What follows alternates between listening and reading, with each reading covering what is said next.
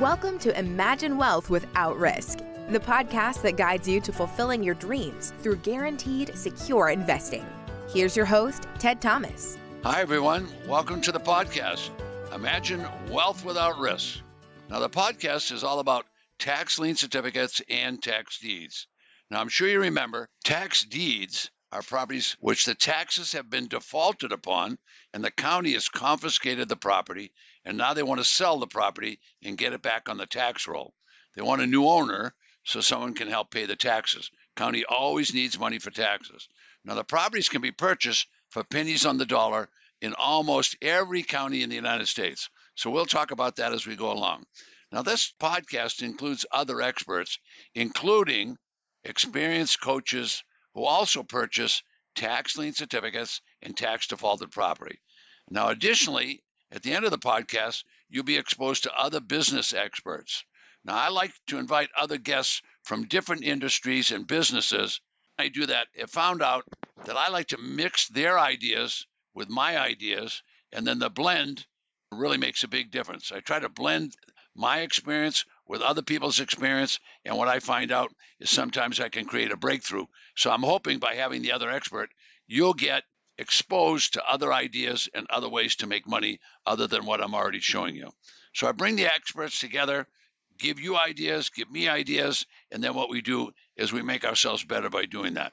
Now, I know everyone wants to make money, but that requires new and different strategies. So where are you going to get those? I'm going to assure you, if you hang in on my podcast, you're going to get plenty of new ideas.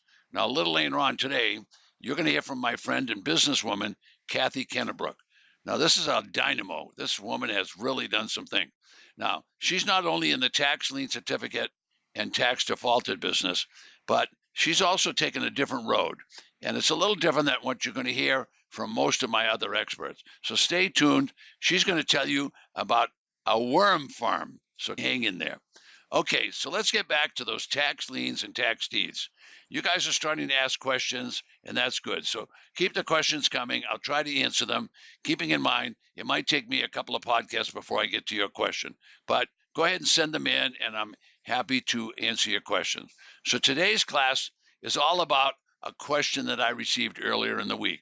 Now, the question was this: is Texas a good state to buy a tax lien certificate? My answer is always yes when it comes to these things, but let me explain that. So first of all, stay tuned because this is going to take a few minutes to tell you how it works in Texas. Now, I can answer the question. The question is Texas a good state to buy tax? First of all, I want to say, I don't know where you are in the country, but I can assure you traveling somewhere else to buy is an expensive process. But that, if you have a tax certificate that you can buy in Florida, why go to Texas or Georgia or anywhere else? Try to buy close to home and save yourself that long wait at airports and going through security and all that. Because yes, you might get a higher rate of return in another state, but you're going to use it up with all that travel, unless you're going to buy thousands of certificates. But let's start out small and just grow the business. So getting back to Texas, Texas is ruthless when it comes to the collection of property tax. They are serious. Now, here's how it works. A little disclaimer before I tell you that. Keep in mind, I'm a practitioner. I'm an investor like you are. I'm an author and a publisher. I'm not an attorney, and I'm not a county employee or anything like that. So I'm just an investor that wants to do just what you want to do. You want the least risk possible, and you want predictable, certain, and secure investments. So that's what tax lien certificates are about, and that's what tax defaulted property about. Nice, safe, secure investments. That's what I like. Okay, so here's how it works in Texas. The county auctions take place every month on the first Tuesday of the month. Now, Texas has 250 counties. That means there's hundreds of auctions on the same day. Now, Texas auctions the deed to the property. So let me say that again. They auction the deed to the property to the highest bidder at the auction. Now, the highest bidder will receive a deed to that property. However, the deed generates a 25% return. That's a penalty return. I'll say that again. That's a penalty return. I didn't say an interest rate, so keep that in the back of your mind. The tax deed is redeemable. All right, now what does that mean? That means that you bought a deed to the property However, the property owner can come forward any day from day one, the day they purchased it, all the way through to day 180 and pay the back taxes plus a 25% penalty and redeem the property. In other words, if I say it in layman's terms, the property owner can get the property back by paying you whatever you invested plus 25%. Now, what does that sound like? That sounds like a tax lien certificate, doesn't it? So Texas is selling the deeds, but they act much like a lien. All right, so now there's going to be a lot of special rules that I'm not going to go into right now, but let's make sure we nail it down and we understand it. So the tax deed is redeemable. Now let me say that again. If you purchase a tax deed and at a Texas auction, you will be issued a piece of paper. We're going to refer to that as a deed. However, the property owner has rights to redeem that deed for 180 days. That's 6 months. And the property owner can do that on day 1, day 25, day 50, day 100, all the way up to 180 days. When they redeem, they need to pay you back all of your investment. Let me say that again. They have to pay you back all your investment plus a penalty of 25%. Now, wow, 25% of your money is pretty good bucks no matter where you come from. So this is a pretty simple, it's an effective system that really works in Texas, and there's other states too, but let's just hang in with Texas for right now. So all of the auctions are authorized to sell a deed to the defaulted properties. So imagine for a moment, 200 auctions are all taking place on that first Tuesday of the month. They're all going to be local auctions. They're all going to be done in an auction room, and there'll be many precincts within the room, but that precincts in the city auctioning off properties from their precinct. So you're not going to walk in a room and there's going to be one auctioneer. For example, in Harris County, I've been there many times. Sometimes they'll have 12 auctions from 12 different precincts all taking place at the same time. So you have to know where the property you want to buy, what precinct it's in, and then you go to that particular auction. Okay, my point in telling you all this, I find that there's never a lack of properties coming up for auction, but you need to know a little bit about this auction. Okay, so what we're doing is we're living in a land of abundance, okay? And it sure is abundant when it comes to tax liens and tax deeds. So Texas is a tax deed state, but the deed is redeemable. Okay, now there's a whole bunch of special auction rules that you must understand. Now you should expect to study these rules before you ever go there and bid. Once again, I want to assure you it's a business of profits and plenty, abundance profits. Where are you going to make 25% on your money? All of the auctions will be different. All of the auctions will be unique in their own way. So in Texas, the mortgage on the property, which is not called a mortgage, it's called a deed of trust. This is a lien. It's an encumbrance that remains on the property, even though you purchase a tax deed at the auction. All right, so let me hold on.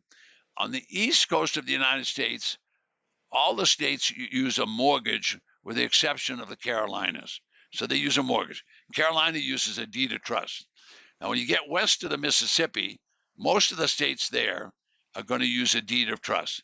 Now, they're both a lending certificate, and they all provide a lien on the property. All right, so what's difficult to understand is that they have different processes in different states. In the case of Texas, if the property owner fails to redeem, in other words, they don't come and buy the certificate back from you, and you take the property, your purchase of the property will not generate a clear title because that encumbrance, the deed of trust, will remain on the property. In other words, when you buy in Texas, if the property owner doesn't redeem, you're going to get the lien still on the property. So watch what you're doing. All right, now it's going to take a little time to learn the nuances and the difference between these different states. But overall, Texas is very profitable because 98% of the people are going to come and redeem. They're going to want their property back, even if it does have a mortgage on it. So I'll get into more of the nitty gritties on another of my podcasts. But right now, here's what you need to know. 1, Texas will have plenty of certificates to sell. Number 2, they're selling the deed. When they sell the deed, the mortgage, the deed of trust, stays on the property. So when you buy, you're going to get a certificate, a deed that's redeemable. And anytime in 180 days, the property owner can come in, pay you whatever you paid, plus a 25% penalty, and you have to give them back the deed that you received. So is this a good place to do business? This is a great place to do business. Texas is a land of plenty. The auctions are a little different. Yes, there'll be a ton of auction rules, but I think I've given you enough to get you started thinking about it for today. All right, so let's move on to one of our coaches. So tell me where you find all these rules. The county rules, which is the state rules, are on the website for the auction company. Okay.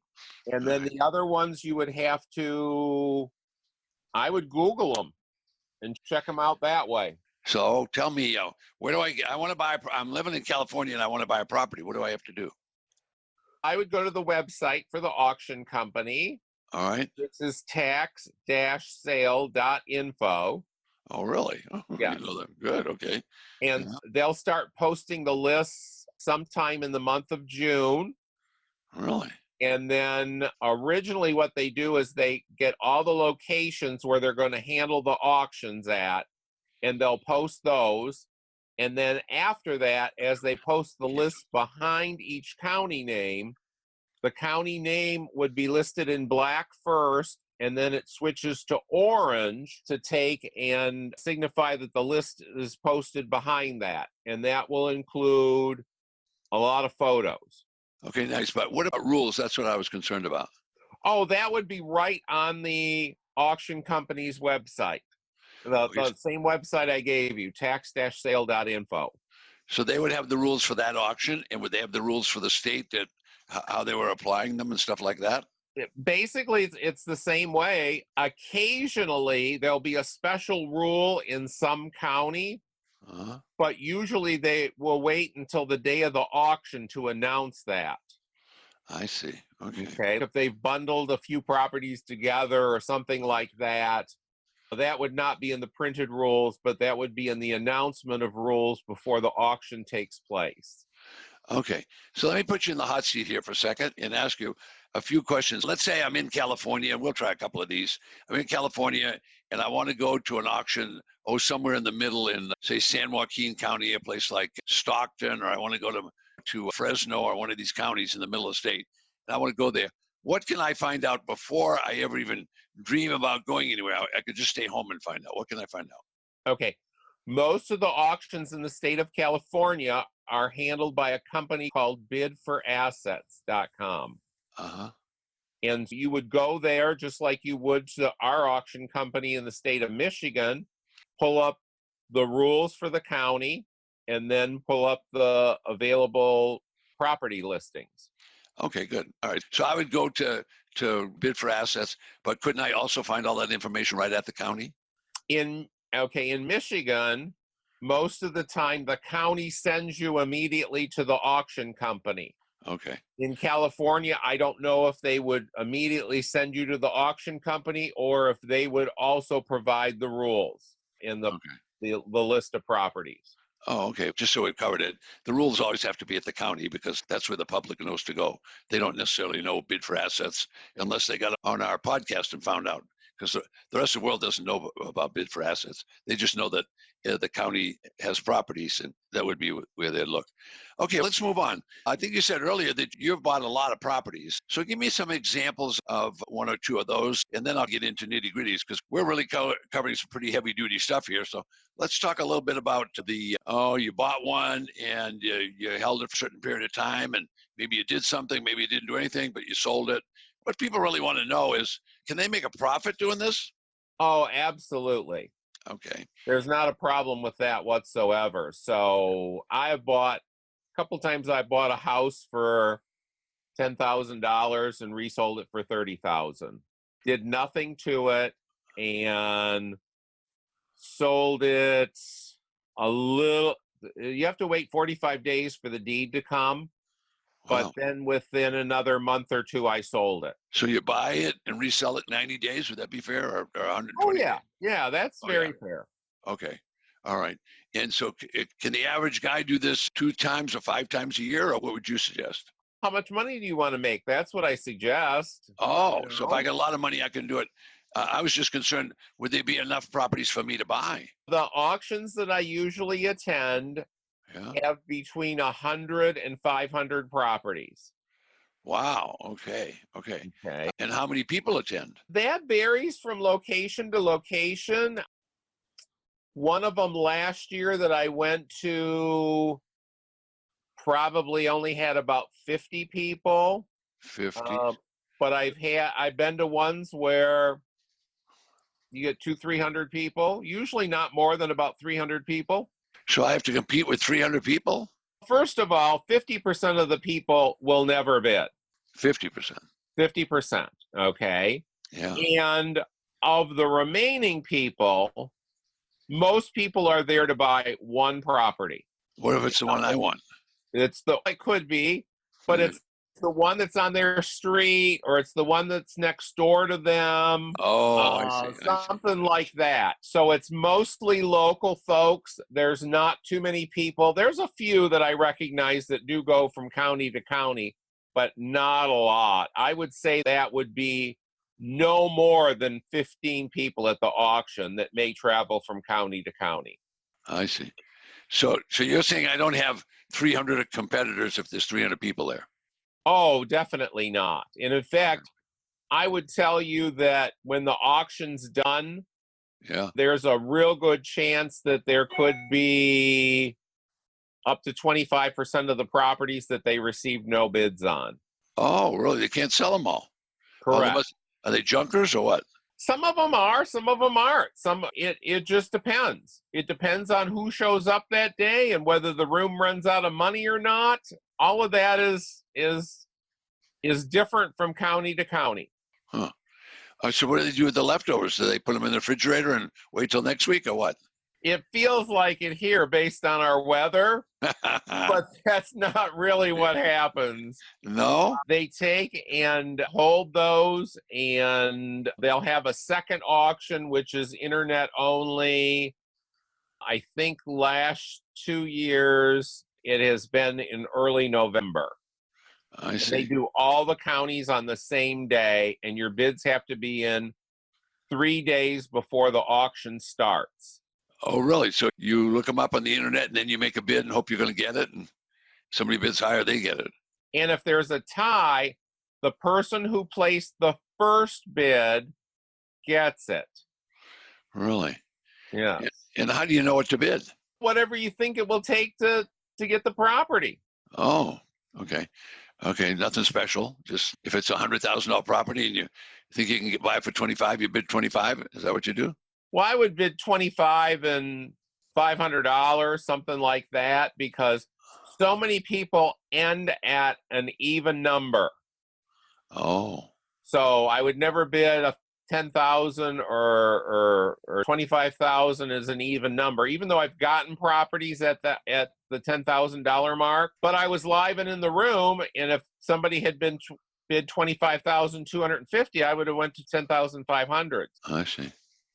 I have a client that went to an auction in Bakersfield, California, and he got a property. He was really happy with it. He thought it was worth about 150, maybe even 200,000. He got it for 10,000. He was really happy about it.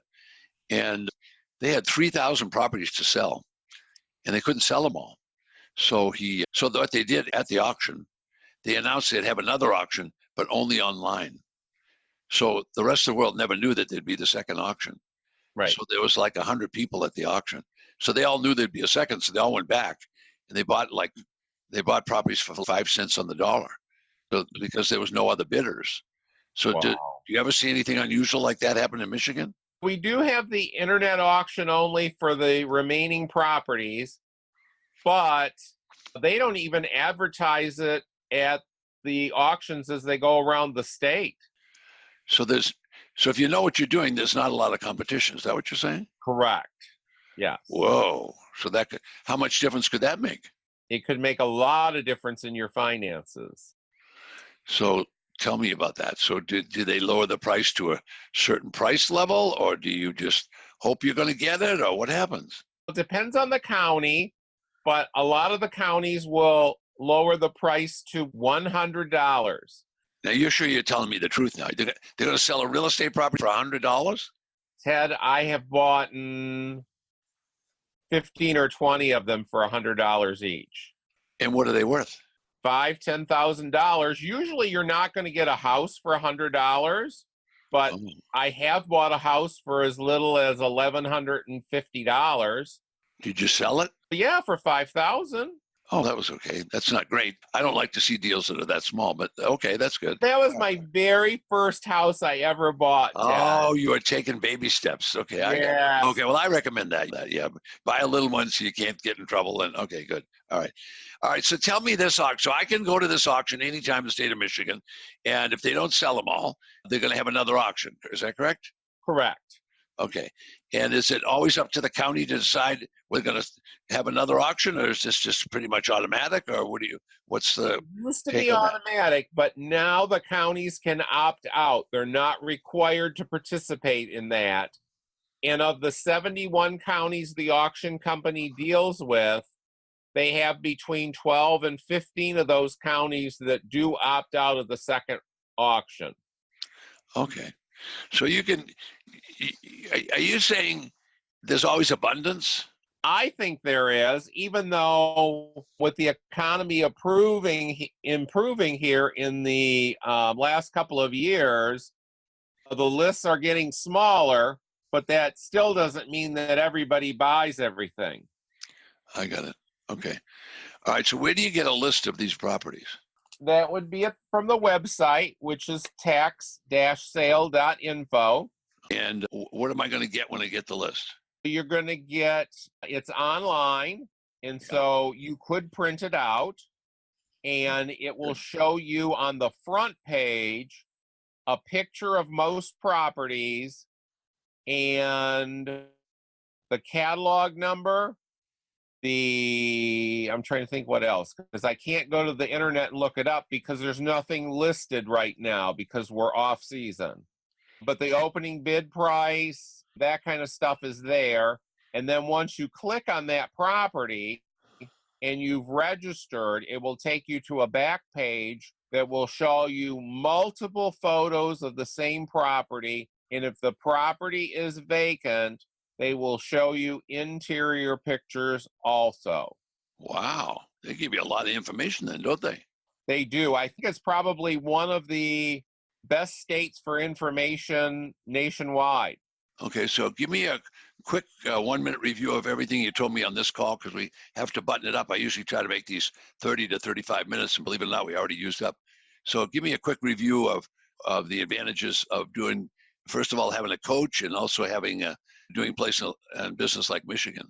First of all, because Michigan's lists are so complete, it gives you a major advantage to purchase your properties in the state of Michigan. Again, the website for that is tax-sale, SALE.info, INFO. And the only way that you're going to get information on things like what city not to buy in and that kind of stuff, you need a local coach such as myself, and that's what makes the whole process work. Anybody can start off and do it on their own, but typically if you do that, you're going to run into a hiccup or a pothole, and you're going to have trouble doing the whole process. And a lot of times that hiccup and problem will come in the selling end of it. So that's where a coach is very important. Okay. All right, everyone. We've been talking with Bill Beddoes from Michigan, and he's filling us in on some of his experience. He's a coach, and he really knows a lot. Bill, I'd like to invite you back for another call very soon if you'll make yourself available. You did a terrific job today. This is information people can't get. They think they can get information, but this is the real deal because you're actually doing this. Now, the last question for me is, how many deals have you done over the last few years? 70 deals, Ted. 70 deals, but you're not out buying from realtors. You're buying 70 deals at auction, right? 70 deals at auction. I bought some other properties from realtors, but I'm talking about just the auction, 70 properties. Wow. Thank you. You did a terrific job. I'll call you back soon. All right. Welcome, everybody. I'm glad to have you back. My guest today is Kathy Kennebrook, who I've known for a number of years, and you're into something that's going to be very exciting because she has experience now. This is a mom that's brought up a handful of kids, and she's taking care of her husband, and she has a business, and she has a lot to tell us. And she even has experience with tax liens and tax deeds that you're going to like to hear about. But more than anything, let's first find out a little bit about Kathy. And Kathy, if you can tell us a little bit about yourself and what you do, and then we'll just roll with the interview from there. All right. Sounds great. Hi, Ted. How are you? Great to be on the call. Thank you. As we've known each other a long time, I'm married. I have 2 grown children. I have 6 grandkids now. Woo! Yep. You know, I knew you when I had black hair. I don't have black hair anymore. No, me neither. Wow. I've been investing in real estate now for over 20 years. And as I'm a real estate trainer as well, Right. We've been doing a lot of things down here. I live down here in Florida. I'm on the west coast of Florida, and we've been doing a lot of things. Real estate investing is going really great. We love that. I love tax liens. I love tax deeds. So we do a little bit of everything in our business, so that we're a little bit diversified. Great. So tell me a little bit about the business, but first tell me about you. So you brought these kids up. Did they go on to have great careers, or how are they doing? Yeah, they've got great careers. Neither one of them went into real estate investing, unfortunately. My son went into the military, so that's awesome. Nice. And my daughter's a nurse. So they're serving their country in a lot of ways. That's nice. That's right. Yeah, exactly. They got sick of you two guys talking about real estate. You knew they weren't going to go into that. Pretty much. Yeah, we're going to talk about real estate investing is an addiction, and it's awesome. So yeah. So now, what kind of real estate did you do, by the way? We, again, diversified. So basically, we do a lot of direct mail marketing, and we draw in sellers. And so basically what I'm doing is we do buy, fix, up, and flip. I do buy and hold. Good. And on the buy and hold, so we do rentals, lease options, and work for equity. Wow. So again, we do a variety of different things to bring in income from different streams. Great.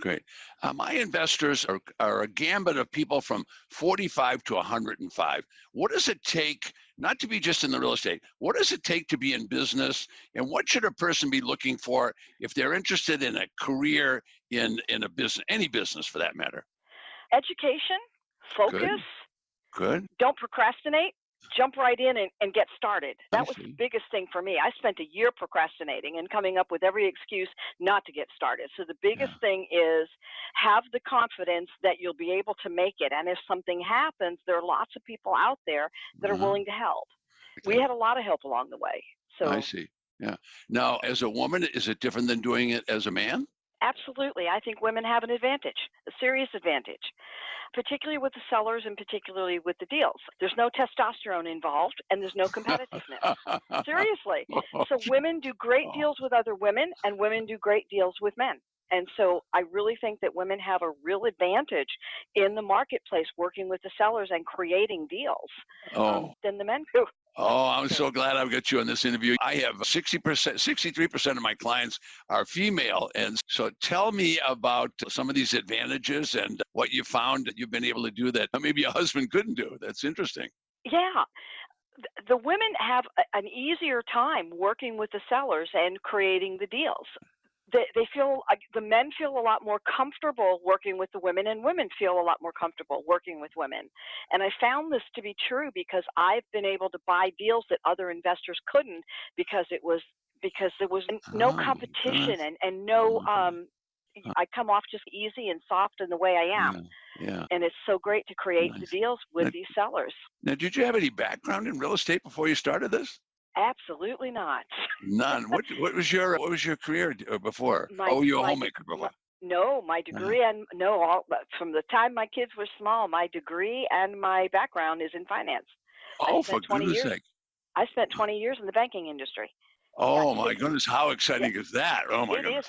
Got sick of corporate America, decided I had enough, and decided I wanted to do something for myself. Yeah. Oh, I never heard you talk about that. That's interesting. Okay. So you were in corporate America. So I woke up one morning and decided I had enough. I walked in and quit. And then I did about 2 or 3 other entrepreneurial things on my own, and then I got into real estate investing and loved it. Oh, then I'm like I said a minute ago, I'm happy to have you here because tell me about the transition. So banking is very conservative. It's Yeah, routine. You can probably name some other things that we shouldn't say on the tape, but right. anyway, how did you make that transition? I literally woke up one day and walked in and quit and said I'm done. I with no particular direction at that particular moment, but that's how I am, and it's really a good thing for a woman to do is jump in with both feet, get it done, and then figure it out later. So Oh my my husband and I, the way our motto in our business has always been, Kathy jumps in, makes the mess, and Jay cleans it up. Um, but no, wait a minute. But Jake's really supportive. Is what you're saying. Oh, absolutely. So basically, I go in, I make the deal, I put the deal together, and then he figures out how to get the rehab done, how to get the property turned around and get it sold. What a blessing he is, huh? Yeah. Wow. Oh, yeah. So it's like a total teamwork thing for us. You're lucky to have each other. Sounds like to me. Yeah. Absolutely. Yeah. Super team. Yeah, great. Gee, this is good. All right, now this transition. So tell me about the good and the bad. And it's okay, we got plenty of time. You must have had some struggles in there.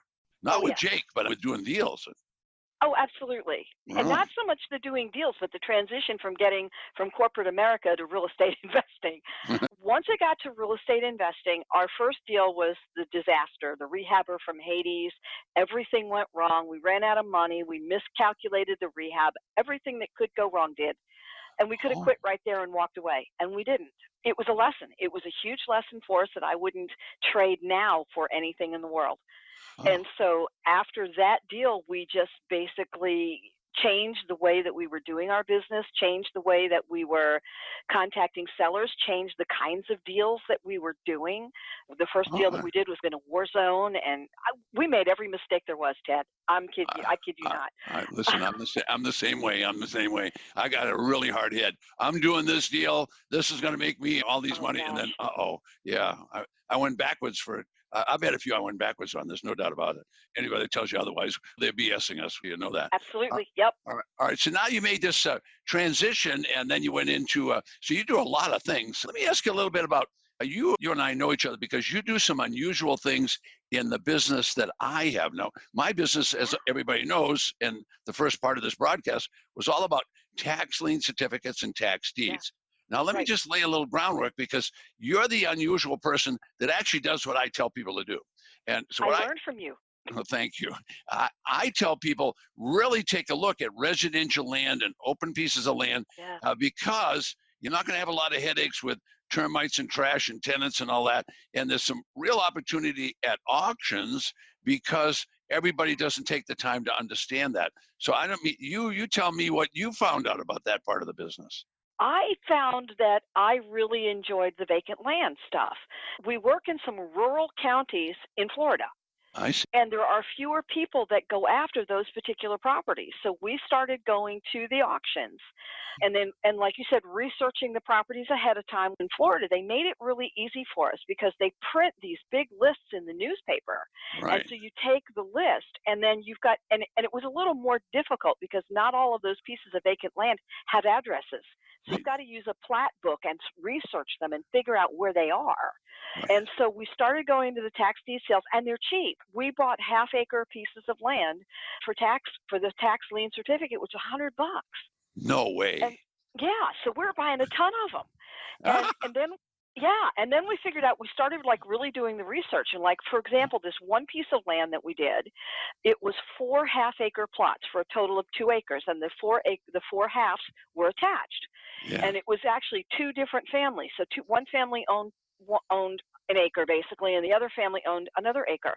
And we bought the 4 pieces. And so we watched those over the 3 years, and we bought the tax liens all 3 years, and then we ended up buying the tax deed. So we were into those. One piece was $400, and the other 3 were $100 a piece. Really? And so we ended up over the period of the 3 years, the total cost was $2,100. And one of the pieces had the concrete slab on it and stuff. We ended up selling that 2-acre plot for $25,000. Oh, you're serious? You bought it Yeah. for 10, you only put up 2,000 and you sold it for 20,000. $2,100. Oh my And goodness. sold it for $25,000. Yeah. So Wow, that's unbelievable. yeah. Oh, And then of course sometimes you get paid on them, and that's okay. yeah. I'm good with that. So we were buying like pieces of vacant land, and we were buying some with the houses on them. So I the see. max I would spend on a tax lien would be like anywhere from 18 to $2,000. We capped what we were doing at around $2,000. I But we see. were buying them as cheap as $100, $200, and we'd keep a chart from year to year, so we would rebuy the same ones with the ultimate option of maybe Yeah. getting the piece of land. So And then what we ended up doing with the pieces of land that we got, because some of them were half acre, some of them were acre, we leased them. And I still you own a lease ton them. we leased them. So Really? no hurricanes, no insurance, no problems. So Really? I've got one piece leased right now. We've got a couple on main highways, and we lease those to billboard companies. And then I never heard of this. Really? and then I've got another half-acre piece that I leased to a gentleman who needed to expand a worm farm. So I've learned more about agricultural worms in the last 2 years than I Oh, ever now you're wanted to putting know. me on now. I'm not believing No, this. You did a worm no. farm? Yeah.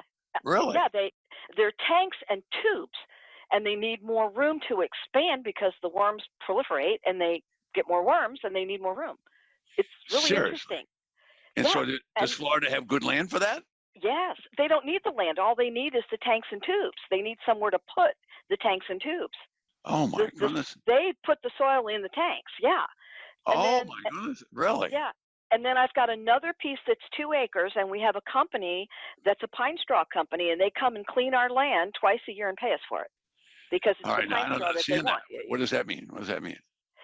The pine straw, the pine needles that the trees drop is called pine straw, and they use that for mulch. They use it for fertilizer and all kinds of different things. How did you ever figure this out? I just learning from people in the rural areas and talking to people, and and having people contact us because we were advertising in the newspapers that we had these pieces of land for lease. Oh my goodness, how creative Yeah. is that? Wow. Yep. And then My we owner goodness. finance some, and people like in the rural areas, we have a lot of mobile homes, obviously. And so Right. we've owner financed some pieces also for folks, and then Okay. they put their mobile homes. Now talk Um, about that owner financing. Is that like a contract of sale or a contract for deed or something like that? contract for deed, yeah. Contract for deed. Now how does that work? Yep. So basically, we hold the note on the land for them for 8 years. So the Basically, banker came back. And that's exactly. you. You came back Yeah, as a I'm the banker. Yep. And then Yeah. the other thing that we've done with vacant land, and a lot of these came from these tax deeds. The other thing we've done with vacant lands is we pair up with the mobile home dealers. And so we have good land and they have good homes. They package them together, sell them, and then when the buyer gets financed, we get paid for our land. See, I knew you as a marketing genius. That's how I met you because Well, it's still marketing. It's just in a there's different no way. doubt about it. You have really figured out how to market these properties and get income and not have to work. And it's all your fault. It's all my fault. Yeah. Oh, I knew you because of the direct mail kind of stuff. We haven't even talked about that. Oh my goodness. Yeah. All right. So you find these properties that the county is selling a tax lien, and then Correct. you buy the tax lien, except you buy it each year for multiple years. Correct, for 3 years. And then they don't pay, so they walk away, and you Right. basically bought a property by paying 2 or 3 years back taxes. Correct. A lot of these, what we're finding, Ted, is a lot of the pieces that we end up buying are pieces that folks have inherited and they don't want them. Oh my goodness. And so they just don't bother paying the tax bills or anything. Like they're out of state. They're in like California or somewhere else. And they inherit these pieces of vacant land and they don't want it. So part of your research then is when you look and say, oh, that guy's from Michigan, he's probably not going to renew it. Is that what you do? Correct. That's part of the research. Yes, sir. I'll be darned. Wow. So you've taken your banking career and now you're financing these deals. Oh my God, this is incredible. And so what would you rent a piece of land for? A 2 acre? So mobile home going on 1 acre or 2 acre? How much do you need for a mobile home? Half acre. Oh, a half acre. Okay. Half acre. Yeah, where we are in North Florida, half acre is plenty for a piece on private property. If it's in a subdivision, it's 2 acres. Oh, how exciting. Now, I don't want to go any further. Give everybody your name slowly and then give them how they can contact you. And then we'll talk a little bit about some of your things. But I'm so excited about finding out this other stuff. I don't want to forget that it's important that we give your information. Okay. My name is Kathy Kennebrook, Kathy Kennebrook. My website is www.marketingmagiclady.com. Marketingmagiclady.com.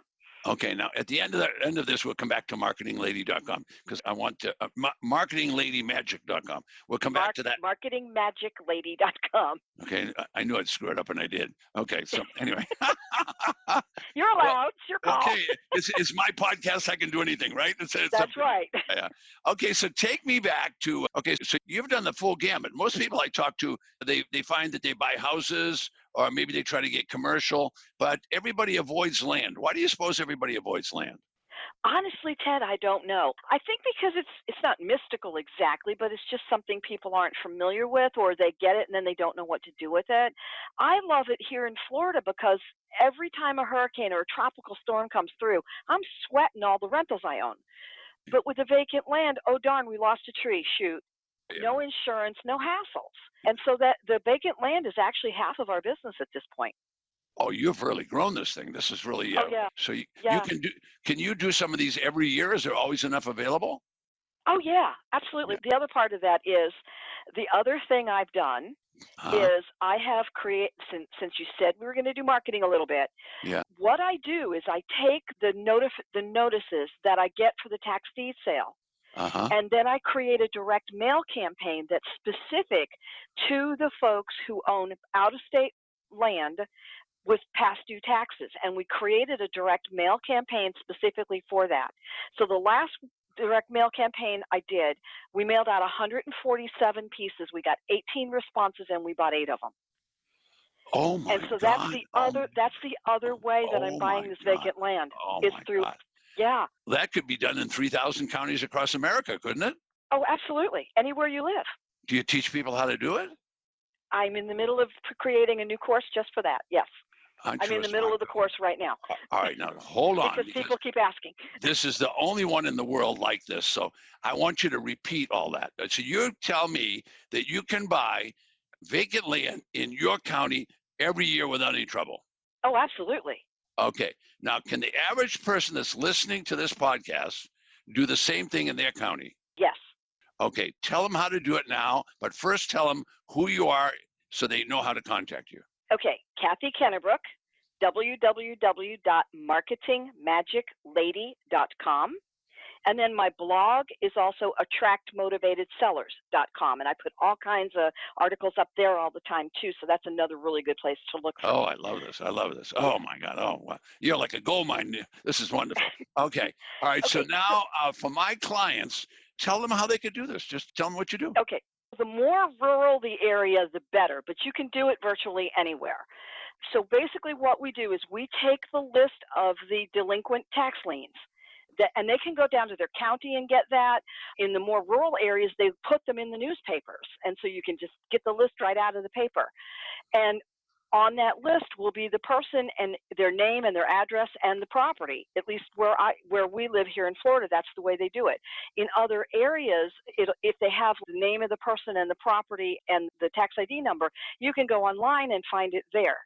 So what I did was I created a specific letter to out-of-state owners who own vacant land with past due tax bills. Okay, now what does out-of-state owners mean? Because everybody listening, I'm going to have some newbies on here. They won't get that. Yeah. Okay, so property is here in Florida. Like, for example, property is here in Florida where I live, but the mailing address for the person is somewhere else. Michigan, California, Texas, whatever. I got it. Okay, good. Okay, All right. Good point. Yeah. And then we mail this letter to these folks, and the response rate is huge. And what do you say to them? We basically tell them that we're buying other pieces of vacant land in the area where they live, and if they're interested in the area where they own their piece of vacant land, and if they're interested in selling that piece of land, please contact us. Here's the information I need, and I have a response mechanism in the letter where they give me the information that I need. So when I get the letter, the response back from the seller, the deal's already pre-screened. Boy, anybody tuned into this podcast just got their money's worth. All right, that's fantastic. Okay, I want to ask you a few questions about being in business. Now, you got to be really firm. So tell us about being in business. Now, I don't want you to be a Pollyanna and say it's great and you make a fortune. I want you to just say what it takes to be in business, and then you can give us an advantage of being a woman again. Okay. Being in business is tough, especially in the beginning. Anybody who paints it with silk and roses is lying. Yeah. But now Okay, so the first thing you need to do is get really focused, get organized, and get your team in place. That's the most important thing of all. Uh-huh. Get the people who are going to work with you and get the people who are going to do things for you, like the title company and your real estate attorney and your insurance person and all of your team in place. Once you do that and you start automating pieces of your business, then it becomes really easy and it's not so hard anymore. But you have to take specific steps and move forward, and you need to do something for your business every single day until you get to a point where the business has taken on its own life. And in our case, at this point, we have a lot of people in our funnel who do a lot of the work for us. So our business continues to basically run pretty much on autopilot. We're able to travel and do the things that we like to do without having to be present all the time. I see. But it takes work, and it takes specific steps to get there. Now, how long did it take you to go from working in a bank and getting a nice salary to being able to make the same money in business? Probably a year or so, year and a half. A year or so, year and a half? Wow, you were Year pretty and a half. fast. Wow, that's Yeah. good. Yeah, But real estate investing gave us that opportunity, Ted. It only sure. takes a couple deals a year and your salary's doubled. Excellent. Okay, this is a wonderful interview. I'm really happy that you were able to come on. So tell me a little bit about the most expensive tax lien you bought. Okay, so the most expensive tax liens run between $1,800 and $2,000. We cap ourselves at $2,000. We Nice, work with a nice. specific budget for each company each year, and we buy certain types of tax certificates in each company that we have. And then the cheapest ones have been running about $100. $100, wow. Are you a risk taker or a non-risk taker? Non-risk taker. You don't want to take any risks, okay? No, And I don't like to take risks. And your husband's Jake, right? Yep, Okay. Jay. Jay, okay. Okay, good. Is Jay a risk taker or is he conservative too? He's more conservative than me. More than you? I know. I'll be But I darned. got to tell you, honestly, Ted, and I appreciate you more than because you really turned us on to a whole nother income stream for our business. I Thank you. really like the returns that we've been getting from the tax liens, the ones Yeah. that pay off. And so if we invest $1,500, $1,800, $1,900, obviously the returns are bigger. Okay, well, you probably don't know this, but I actually went broke in a business that had $200 million worth of real estate back in 1986.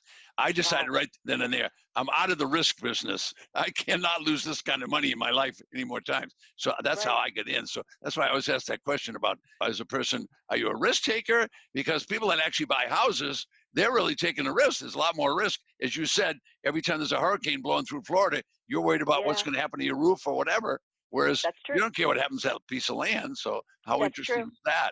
Oh, wow. That really makes quite a difference. Okay, so tell me a little bit about where you're going with all this. We have about 2 or 3 minutes left. And then I just wanted to have that last few minutes. You tell me about you and where you're going and what you're going to do for the future. We're going to continue on where we are. We've actually changed our business model. I just had my 60th birthday. Wow. And so we're changing our business model a little bit, traveling more, working less. So what we're doing is working more of the luxury market now. So we do fewer deals each month, higher dollar. Because luxury properties simply mean bigger paychecks. Nice. The tax liens, I love that. And I got to tell you, since I got a minute, when you're working in rural counties, like in Florida, for example, you would have laughed. You would have loved it. When Jay and I would go to the tax lien sales, we were buying in different businesses. So we would have different paddles with different numbers. So they didn't understand in the room that we were like together because he's buying for one company and I'm buying for another one. Yeah. And the men would make all these comments. You need to go home. You should be in the kitchen. You need to be baking. Oh, please. Unbelievable. In this day and age? Oh, yeah. It was craziness. Oh, oh, my God. Only in Florida. So a bunch of rednecks. That was fun because I love to irritate them. Oh, boy. Okay, good for you. They deserved it, don't you think? They did, yes. Oh, my God. Oh, tell you to go. Oh, all right. So the two of you go and bid at these auctions against each other, or at least it appears that way. Okay, that's nice. Okay, good. All right. You're changing a lot and you're going, where do you like to travel? Where do you go? Just throughout the country, and then we have a vacation home in North Florida because we like to kayak. And because we bought that vacation home, that's what got us into buying the vacant land up there. Oh, okay. And so a lot of northern Florida, people don't know that because they always think of Fort Lauderdale, Miami. Tell people about northern Florida. It's pretty wide open up there except along the beach, right? It is. The whole Big Bend, mid-Florida section and north of that, there is so much vacant land up there. There are so many opportunities. It's crazy. Oh, that's good. That's good. So Okay. any person who lives anywhere in the country where there are large areas of vacant land, you're good as gold. Okay. I want you to give me your contact information once again and describe what you did briefly as you can. There's still a time to do that, about Okay. how you help other people do this Okay. business. Okay, so I'm Kathy Kennebrook. I am the Marketing Magic Lady. My website is www.marketingmagiclady.com. I help people implement direct mail marketing in their real estate investing business. I have direct mail campaigns prepared for you. Go ahead and go to the website, check out my products. I've got some really great products for you to help you to grow your real estate investment business and do even more deals. Okay, I love that. 1 minute about telling about from buying in other states. So I live in Missouri, and I want to buy some tax lien certificates, or I want to buy vacant land. How do I go about doing that? At this point, a lot of the auctions are online, so it's a lot easier than it ever was. Okay, good. All right, that's So excellent. you can simply go online and do the auctions in those areas. Okay. All right, great. Listen, you just did I'm so glad that we got together today. And as always, you do a great job. So I want to thank you for being part of what we did today. And when it goes live, I'll let you know that it goes live, and then you can hear how well you did. But you were absolutely terrific today, as you've always been. And I'll look forward to seeing you soon. I hope so. Thank you so much for having me on the call, and I'm looking forward to working with everybody. Thank you a lot.